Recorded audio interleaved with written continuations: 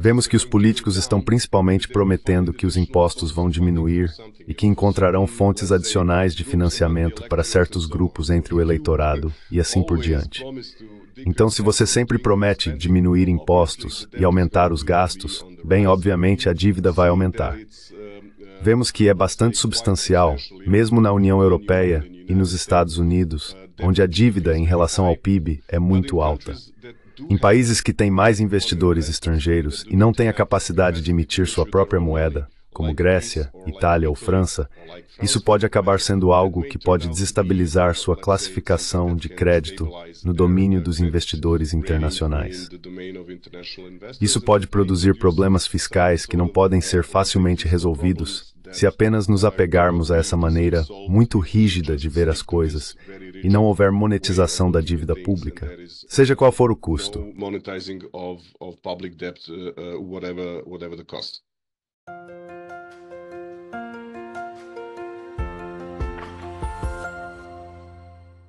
Hello everybody. This is Pascal from Neutrality Studies. Olá a todos. Aqui é Pascal dos Estudos de Neutralidade e é um grande prazer apresentar a vocês hoje, mais uma vez, um economista e um verdadeiro praticante monetário da mais alta ordem. Estou com Dejan Šoškić, o ex-governador do Banco Nacional da Sérvia, que é, claro, o Banco Central da Sérvia, ou seja, a instituição que emite a moeda sérvia. Ele exerceu essa função de 2010 até 2012. O Dr. Šoškić também é atualmente professor na Faculdade de Economia da Universidade de Belgrado e consultor de vários bancos privados e centrais. Professor Šoškić, muito obrigado por participar online hoje. Professor Šoškić, thank you so much for coming online today. Thank you for inviting me. Obrigado por me convidar. Eu queria conversar com um verdadeiro banqueiro central há muito tempo, porque o Banco Central é uma das partes mais fascinantes do sistema monetário e da interseção entre dinheiro e política. Minha primeira pergunta é: sempre penso nos banqueiros centrais como pessoas que provavelmente usam abordagens muito realistas para tentar estimar a economia e como diferentes partes da economia funcionam juntas.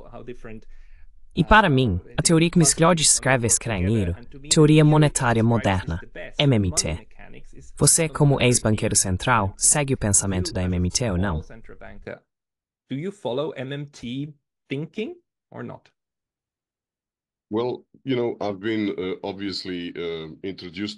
Bem, você sabe, eu obviamente fui apresentado ao assunto quando surgiu no domínio internacional. A teoria monetária moderna soa inovadora e moderna, e assim por diante. Mas basicamente, se eu olhar para certos elementos dentro dessa teoria, realmente não há muita coisa nova na minha visão. Se você diz que o governo pode imprimir seu próprio dinheiro, nós sabemos disso, certo? Ele pode sempre financiar a dívida do governo sem problema se a dívida do governo estiver em moeda local. Sabemos disso. Quero dizer, você está no Japão. E o Japão é basicamente um exemplo muito bom de que o país pode até levar a dívida pública em relação ao PIB acima de 250%. E você não terá uma crise da dívida pública porque não é a mesma coisa emitir dívida na sua própria moeda que você pode imprimir ou emitir dívida na moeda de outro país, que é basicamente o caso da maioria dos países na zona do euro hoje.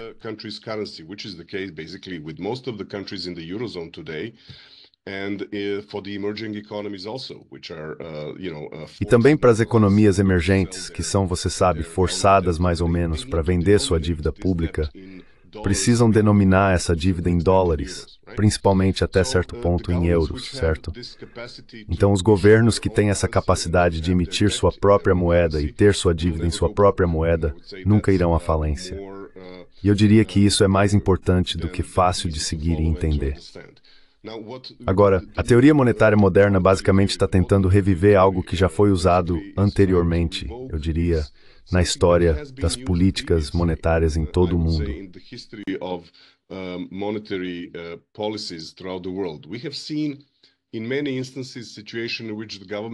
Temos visto muitos casos em que os governos produzem mais dinheiro do que é apropriado para preservar a estabilidade dos preços. Por exemplo, as pessoas tendem a pensar na guerra que Israel estava travando em 1967 contra seus vizinhos árabes. Mas nem sempre tem em mente que naquela época, Israel estava enfrentando uma alta inflação, mais de 400% ao ano, porque estava financiando esses enormes gastos. Sem mencionar a República de Weimar e a inflação de 1922 e 23. Temos lido sobre isso nos livros de Remarque e assim por diante.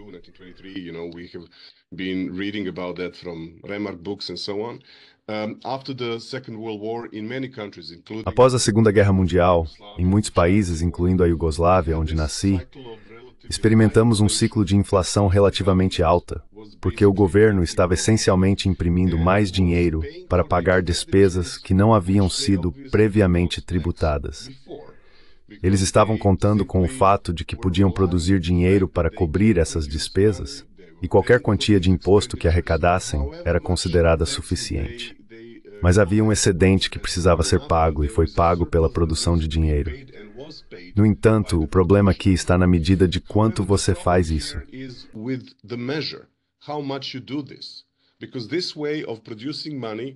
Porque essa forma de produzir dinheiro é a que frequentemente não é considerada pela maioria dos analistas hoje em dia. Esta é uma produção de dinheiro sem dívida. Quando você faz a chamada monetização da dívida pública, isso significa que você basicamente produz dinheiro para financiar os gastos com a dívida do governo. E se isso for muito alto para as circunstâncias atuais da economia, isso pode gerar inflação. Sabe, quem pensa que a inflação nos Estados Unidos e no mundo, em 2022 e 2023, não tem nada a ver com a enorme expansão monetária e fiscal dos estados em 2020 e 2021, está enganado.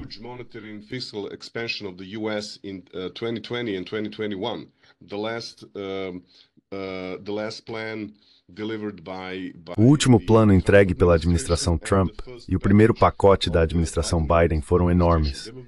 Eles estavam operando com déficits governamentais em 2020.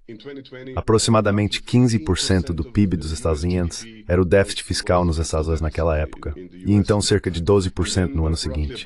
Depois disso, houve inflação, não apenas nos Estados Unidos, mas também globalmente, porque o dólar é usado para a maioria das transações internacionais e como a forma pela qual as commodities internacionais são negociadas nos mercados internacionais. Todas elas são mais ou menos expressas em dólares americanos. Assim, uma vez que o dólar começa a perder valor em seu próprio mercado, ele também começa a perder valor onde quer que seja usado como meio de pagamento.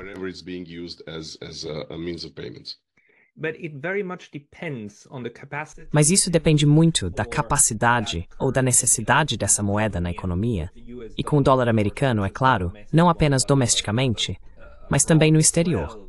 Porque o Japão, novamente, é um exemplo de uma política fiscal altamente expansionista, certo?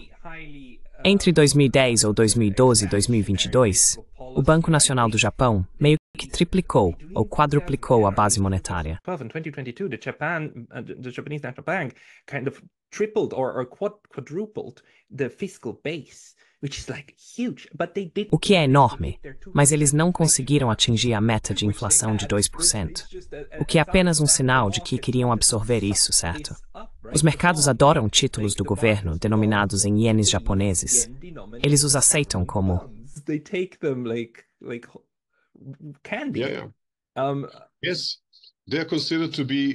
Sim, eles são considerados um ativo sem risco, que é procurado por fundos de pensão e outros investidores institucionais, mas também por investidores privados. Por que não ter um ativo seguro? É muito melhor ter um título do governo do que um depósito no banco. O governo é muito mais seguro do que um depósito no banco. Então, todo banco é basicamente um risco maior do que o governo. Portanto, é natural haver alta demanda por esses ativos. Por outro lado, muitos desses títulos estão sendo comprados internamente. Investidores japoneses estão se alinhando para comprar títulos japoneses.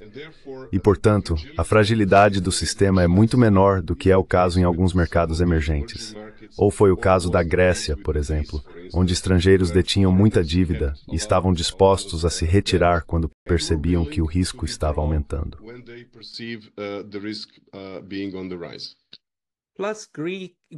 Além disso, a Grécia não tinha a capacidade de monetizar sua saída dessa situação, de imprimir seu próprio dinheiro, que era basicamente a moeda em que estava endividada, uma moeda estrangeira sobre a qual não tinha controle. Você concorda com isso?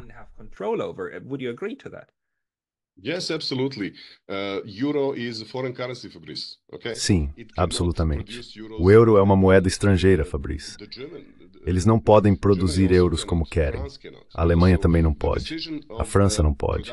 Então a decisão sobre a produção de euros está nas mãos do BCE. E vimos naquela época basicamente uma situação bastante friccional no BCE e entre as outras instituições da União Europeia, porque o normal seria tentar ajudar essas economias que estão falhando de certa forma a serem mais abertas para comprar suas dívidas e apoiar o valor de seus títulos no mercado, basicamente começar a imprimir dinheiro, produzir dinheiro, com o objetivo de proporcionar estabilidade financeira. For the purposes of providing financial stability. However, that was very much opposed by a group of. No entanto, isso foi muito contestado por um grupo de países dentro da zona euro, e vimos que a ideia que prevaleceu no final foi a que caminhava em direção à austeridade e basicamente tratava o funcionamento do orçamento do país como o orçamento de uma família, o que não é o caso. Alguém também poderia fazer um ponto muito válido ao dizer, bem, o que aconteceria se houvesse completa monetização da dívida soberana grega quando o problema ocorreu? O que aconteceria? Qual porcentagem do volume total de dinheiro dentro da UE gasta? Teríamos a crise?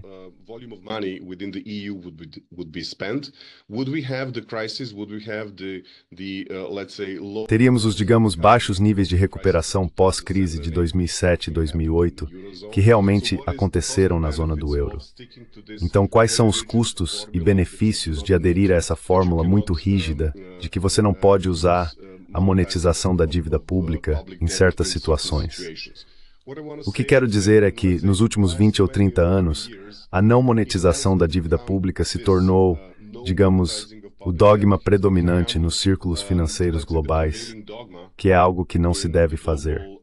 Na verdade, você não pode imprimir dinheiro e comprar um título do governo diretamente, mas pode fazer a mesma coisa, imprimir dinheiro e comprar o título do governo nos chamados mercados secundários.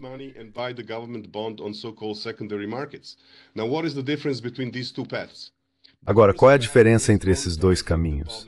O primeiro caminho é monetizar a dívida pública, certo? Criar mais dinheiro. O segundo caminho, na verdade, diz algo assim. O governo, se quiser tomar emprestado, precisa tomar emprestado nos mercados privados, vender os títulos para os bancos e outros, e então você não estará expandindo o dinheiro.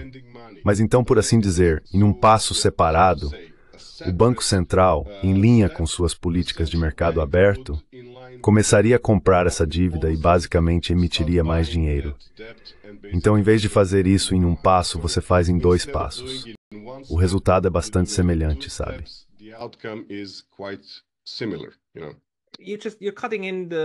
Você está cortando no setor privado e dando a eles um pouco mais de lucro do que teriam de outra forma, certo? Porque você compra deles com um pequeno prêmio.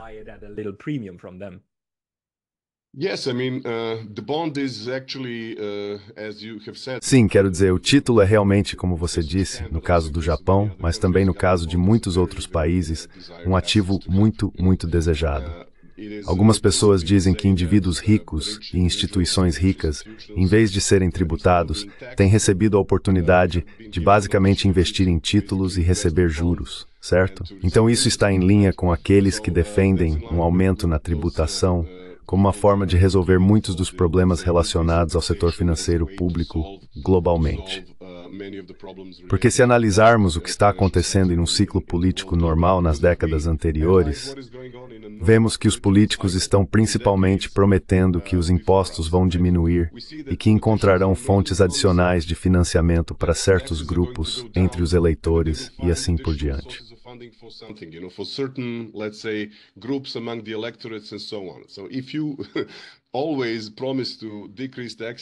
Então, se você sempre promete diminuir impostos e aumentar gastos, bem, obviamente a dívida vai aumentar.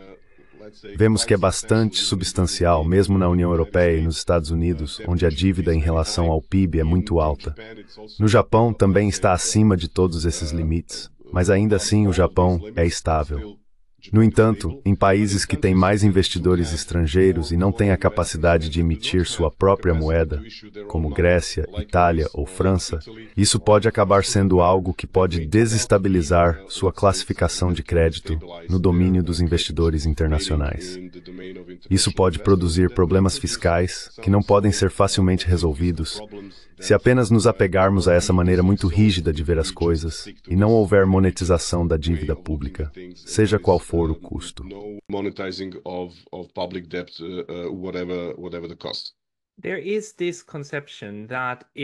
Existe essa concepção de que, se monetizarmos, quero dizer, se a dívida pública aumentar porque monetizamos os gastos, então o que estamos fazendo é transferir o consumo de hoje para gerações futuras. As gerações futuras terão que pagar a dívida pública. As gerações futuras sofrerão porque terão que arranjar fisicamente o dinheiro para pagar pelo nosso consumo de hoje. E eu acho que essa é uma maneira completamente equivocada de pensar sobre como isso funciona. Mas você pensa sobre isso?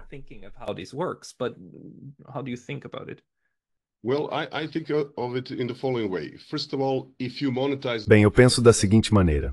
Em primeiro lugar, se você monetiza a dívida pública, isso não significa que a dívida vai aumentar. Você simplesmente produz dinheiro e não cria endividamento adicional para o país. Esse é um aspecto. O segundo aspecto é que precisamos entrar em detalhes sobre o que o governo está realmente financiando. Está tendo despesas que, por assim dizer, visam aumentar o volume total do nosso bolo, que chamamos de PIB. Isso é muito semelhante ao consumo normal das famílias. Se pegarmos um empréstimo apenas para comprar, digamos, um carro ou uma TV, bem, amanhã teremos a mesma renda da qual precisamos tirar uma certa parte para pagar. Então nossa demanda vai cair no futuro, porque nossa demanda aumentou hoje, certo?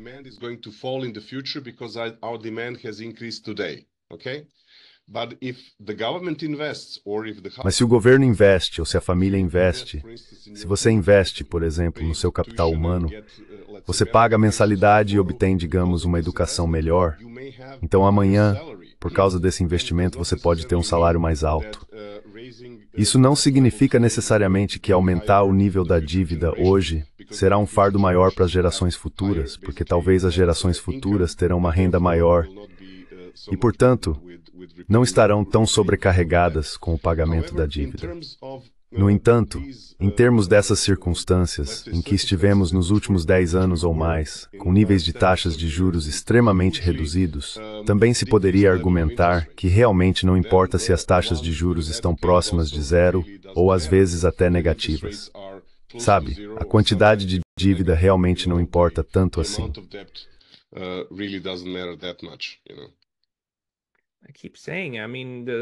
Eu continuo dizendo, quero dizer, 250 ou 300% de dívida em relação ao PIB no Japão. Não importa. Poderia ser 3.000, desde que haja demanda para que esse tipo de dinheiro circule. Está tudo bem. Não vai colapsar, porque é um sistema circular de qualquer forma.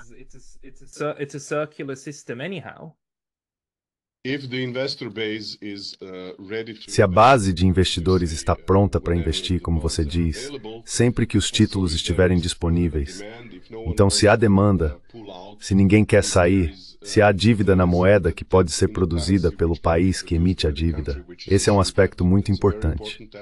Se há um país que tem potencial para aumentar outros impostos, como o Japão, que eu entendo ter um imposto sobre valor agregado relativamente baixo, certo? Sim.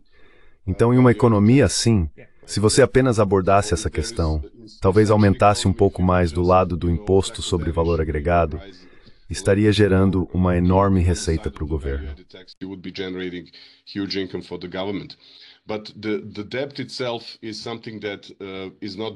Mas a dívida em si não é algo que seja ruim por si só. É algo que basicamente não deveria, na minha opinião, aumentar sem qualquer controle, e os gastos do governo também podem, às vezes, gerar inflação. Precisamos nos preocupar com o que acontece com a inflação. Não é apenas se vamos aumentar a dívida, mas às vezes precisamos retirar a demanda do sistema emitindo títulos para não gerar inflação na economia. Mas também é, digamos, de país para país. Eu diria que os países emergentes são os mais vulneráveis, né? Isso é algo que às vezes não está sendo negligenciado.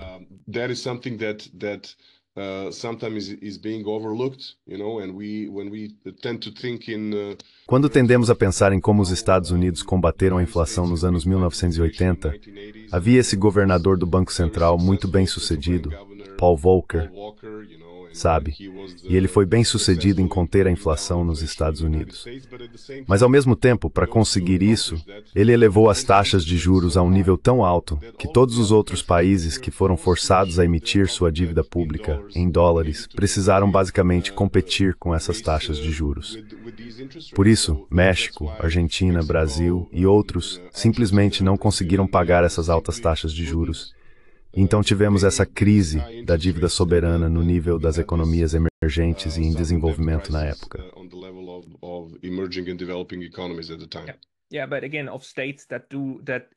Sim, mas novamente, de estados que emitiram dívidas denominadas não em sua própria moeda. Isso é apenas a questão original, certo? E às vezes você tem que fazer isso, mas então é sobre o que você perde o controle.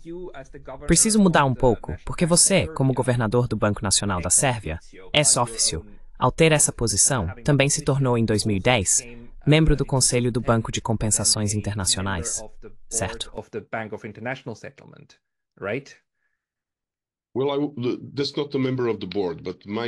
Bem, eu não sou membro do Conselho, mas meu país é um país membro do BIS, e eu fui como tal convidado para essas reuniões que ocorrem a cada 2 meses, para participar de certas discussões. O BIS é, digamos, um terreno muito útil para discussões.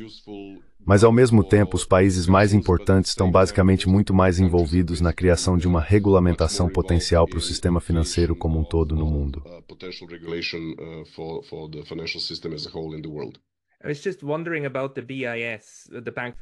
Eu estava apenas pensando sobre o BIS, o Banco de Compensações Internacionais, porque é uma instituição tão interessante pela forma como é, que existe basicamente de forma extraterritorial e tem soberania sobre si mesma, como banco, funcionando como o banco dos bancos centrais. E há muitos mitos em torno dele sobre sua existência e operações sombrias, mas acho que muito disso é equivocado. Quero dizer, o BIS. O que exatamente o BIS faz? E quando você participou dessas reuniões, qual era esse papel?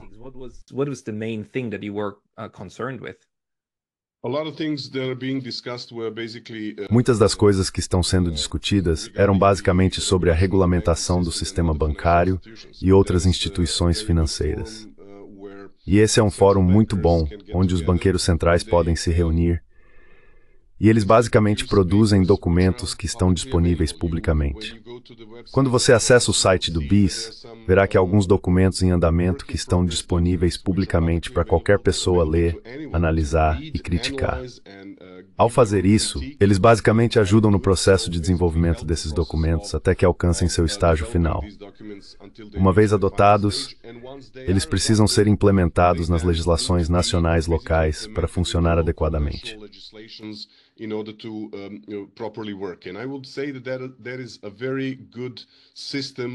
Eu diria que há um sistema muito bom para proporcionar igualdade de condições para instituições como bancos que operam em vários países, de modo a não ter algum tipo de vantagem comparativa por operarem numa jurisdição que exige um nível mais baixo de critérios de você como banco, e assim por diante. Isso é frequentemente chamado de mudar de uma jurisdição para outra, para evitar um ambiente complicado. O BIS foi também, eu diria, a primeira organização financeira internacional real organizada após a Primeira Guerra Mundial. Basicamente, esperava-se que facilitasse os pagamentos que foram impostos como obrigações pelo Tratado de Versalhes a certos países, principalmente a Alemanha, certo?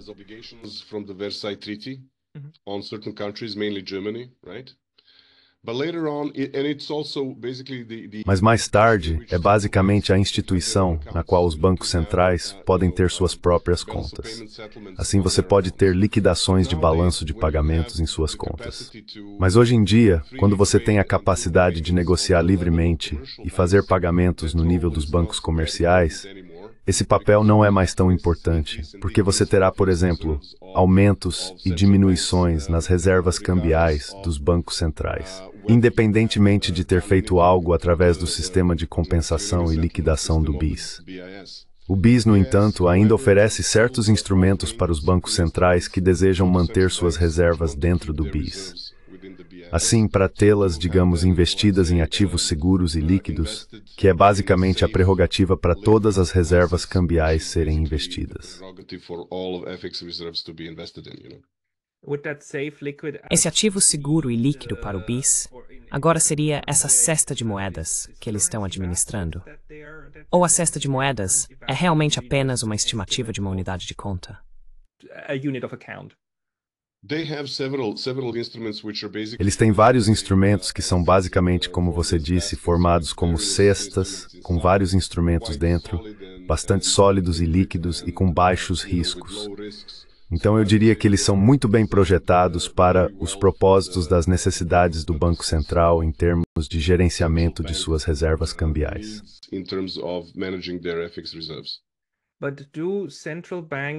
Mas os bancos centrais hoje em dia, os bancos nacionais liquidam as contas uns dos outros através do Banco Central. E os bancos centrais entre si também têm liquidações a fazer.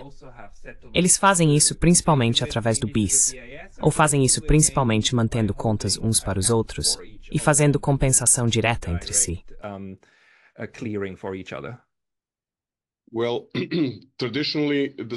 Bem, tradicionalmente, o sistema funcionava de uma forma que os bancos centrais teriam o ouro como um componente principal de suas reservas sob o padrão ouro e assim por diante.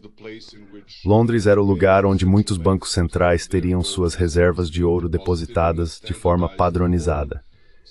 Assim, sempre que havia necessidade de pagamento de um banco central para outro, isso era feito de uma maneira muito simples em Londres, nos cofres do Banco da Inglaterra.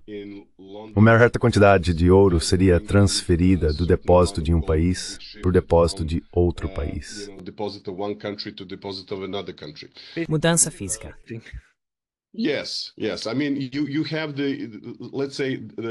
Sim, quero dizer, você ainda tem certos elementos disso hoje. Sabe, não é apenas história, mas não é realmente importante na prática hoje. Por exemplo, se um país está pagando muito pelas importações, os bancos comerciais pagariam o que precisassem pagar. Seus clientes usariam seu próprio dinheiro ou tomariam um empréstimo de alguém, seja localmente ou internacionalmente.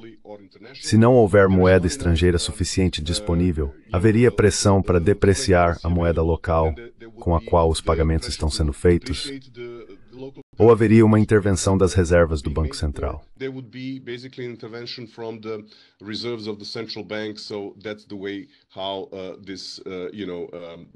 Então é assim que esse balanço de pagamentos será finalmente equilibrado. Hoje em dia, isso não é, eu diria, uma prioridade no funcionamento normal, mas ainda está disponível, e alguns bancos centrais ainda o utilizam. Eu diria que o BIS fez um ótimo trabalho ao se afastar dos papéis básicos para os quais foi projetado, transformando-se em um fórum global muito importante para a discussão de tópicos financeiros. Nós conhecemos os padrões de Basileia, basicamente. Basel standards, basically. And I think that because of the BIS Bank, the Basel standards are... E eu acho que, por causa dos padrões de Basileia, eu diria que eles são um dos padrões internacionais mais bem-sucedidos, sendo implementados globalmente. Existe um fórum no qual os debates acontecem, e há sempre um processo de verificação. Se a regulamentação foi implementada na legislação nacional, quem está atrasado nas promessas, quem não está atrasado nas promessas, e basicamente tudo que está sendo produzido como documento nos documentos do BIS. Isso é algo que está sendo regularmente implementado em várias jurisdições nacionais ao redor do mundo, o que é muito bom para alcançar um campo de jogo nivelado para o mercado global. Se você não tivesse isso, sempre haveria situações que produziriam algum tipo de vantagem competitiva para certos jogadores, e isso realmente seria, na minha opinião, prejudicial ao sistema financeiro global.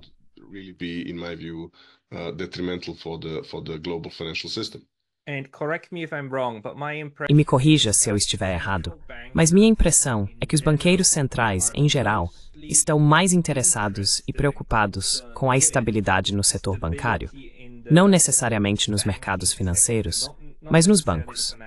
Isso é algo que você quer que funcione de forma estável, certo?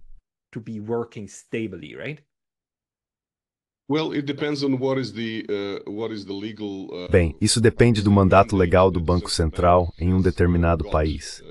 Principalmente os bancos centrais estão preocupados com a estabilidade de preços, visando um nível baixo e estável de inflação. Além disso, alguns bancos centrais, como o Banco Central Europeu, também são supervisores do setor bancário.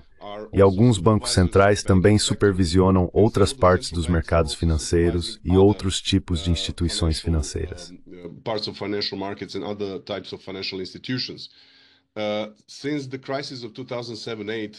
Desde a crise de 2007 e 2008, os bancos centrais predominantemente também adotaram a função de estabilidade financeira geral. O que geralmente acontece é que, em níveis nacionais, existe algum tipo de órgão de coordenação entre o Banco Central, o Ministério das Finanças e talvez outra agência responsável pela supervisão de certas instituições financeiras. Eles precisariam ter algum tipo de conselho de estabilidade financeira ou algo semelhante em nível nacional. Portanto, a estabilidade financeira é hoje em dia também um papel muito importante para os bancos centrais.